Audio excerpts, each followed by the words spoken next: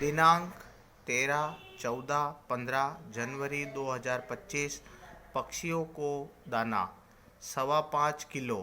हिम्मत सिंह जी पोखरना, सेक्टर 13 निवासी, गबरी चौक द्वारा, हिंद सेवा मानव कल्याण ट्रस्ट उदयपुर आपका आभार व्यक्त करती है।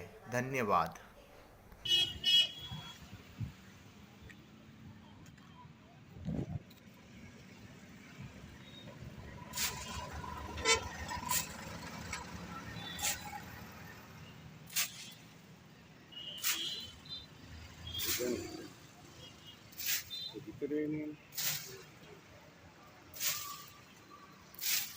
यार दिखे तो ये नहीं इसमें ना। हाँ?